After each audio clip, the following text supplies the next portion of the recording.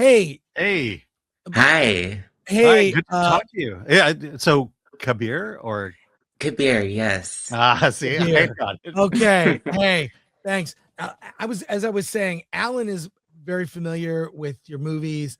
I am not. I'm going to let Alan take this one.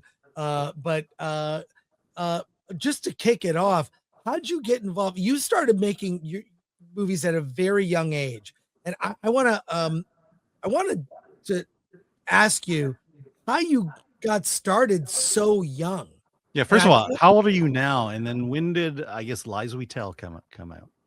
So I'm 20, okay. and what happened is I was not supposed to be in the arts at all. What happened, because I grew up with in an immigrant family, and so, one of my dads is a doctor, the other's a lawyer, and they had really pushed me do to do well in my studies, to pursue sports. And what essentially happened, I was so bad at soccer. I did not score a single goal all season. And so my parents basically they said you have to learn to be a team player in some way. So go to theater camp. And I did not want to go. But I went and I fell in love, so that's kind of what happened. Yeah, I mean, look, I appreciate the fact that you send us your movies and that we because in a way I feel like I've kind of followed your career and your life. Yeah. Um, but I mean, look, I'm not sure. Is it Lies We Tell is your first, or was it Blue Girl? Um, it was Blue Girl. Okay, because and that was a short film, or because I That was think short, yeah. okay, so Lies You Tell is your first feature, and I'm watching it going, oh, here's a kid who's doing exactly what independent filmmakers should do, and that's make a movie.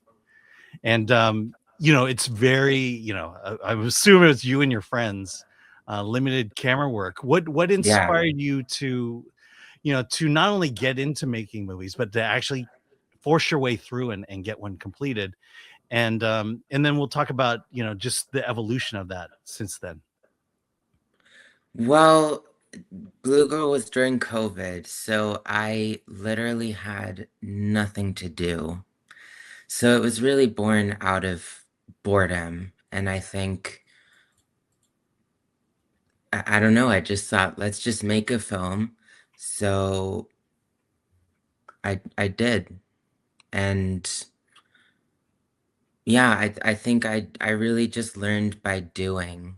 I know Blue Girl was not the greatest project overall, but I learned so much, and I think a lot of the biggest lessons do come from failure. Mhm. Yeah, and can you? Well, let's talk about, because I think following the films you make, they feel very personal to me, Yes. especially I think as I'm going to assume you're a queer actor, LGBT. Um, can you talk about that in terms of your the personal nature of your stories and how that has evolved over, I'm looking at least 5 films you've sent to us. Yes. Well, I would say the first time I really channeled myself into my work was My Name is Mo. And I think people can see that. And I think that's why I think people feel that that's such a step up from my other work.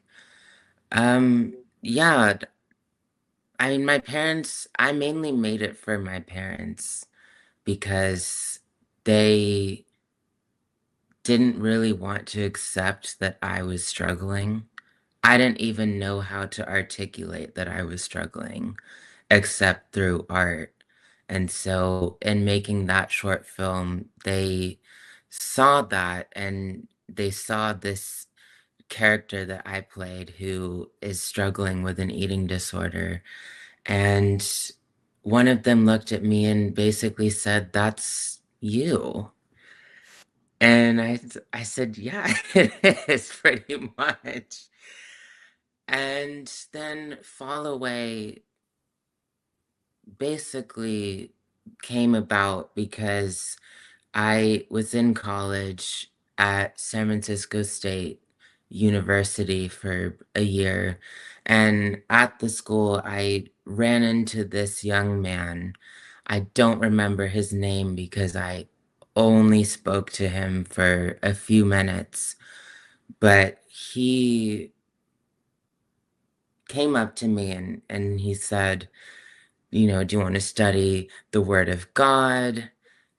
And he talked about how he had written gratitude journals. And through writing gratitude journals, that God had found a way to make him a heterosexual man. And I was so fascinated by that. It was a conversation I could not get out of my head for many, many months. And then I thought maybe it would be a little self-indulgent, but as my friends started to like the idea and they got really excited about it, I thought, okay, this is something I have to pursue. Yeah. I mean, I think Fallaway is definitely going to be the most controversial, especially for our audience. But I can tell you, growing up in the 80s, especially as a Christian, you know, I have gay Christian friends, and just to see the struggle that they've had, reminded me a lot of what was going on in Fair Fallaway. Yeah, I mean, I do want to be clear that this is not at all how I perceive Christianity. This is much more of a cult than a real Christian church. Mhm. Yeah, the church being portrayed in the film. Yeah, Yeah. So let me ask you this. You made you made the first film we talked about, The Lies We Told, to now. I mean, where are you at on your filmmaking journey? And what are some specific lessons you've learned along the way? I would say the importance of story, just because a lot of the stuff that I've made was so low budget and we really had to be scrappy and work with what we had. So not all of them really had access to good gear or like the best team in the world, and we had such a short amount of time to film everything. And what I realized, especially from Fallaway, which is, I think, technically a better film than the others, but it's still not cinematic per se, and I'm aware of that.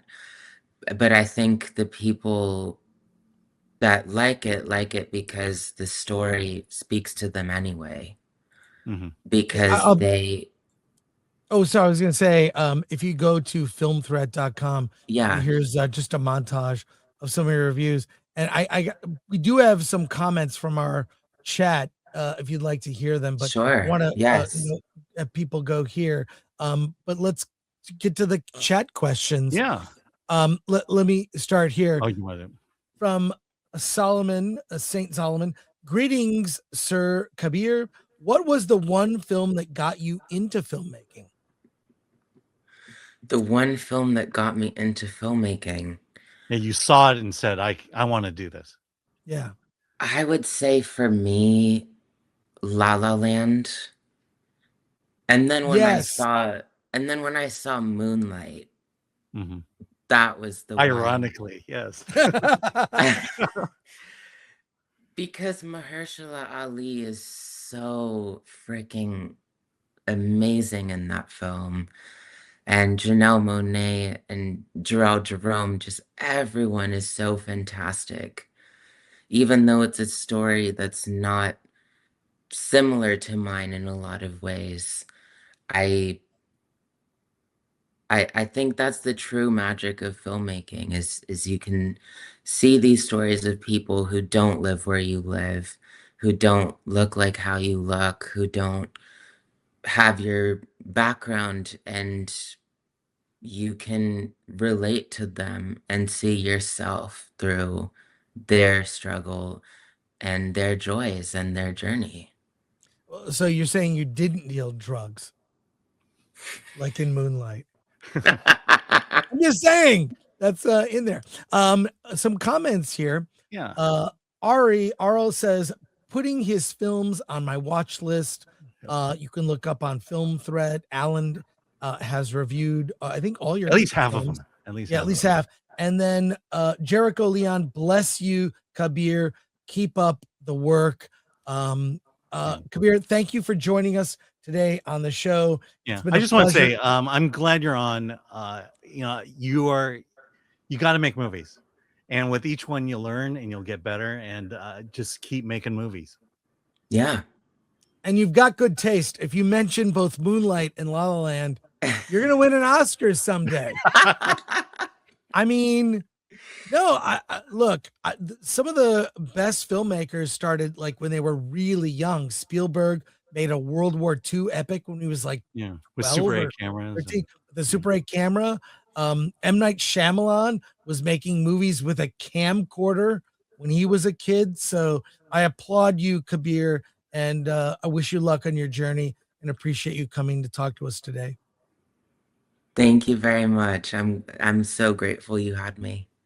Cool. All right. Take care. Thanks again. Bye. Later.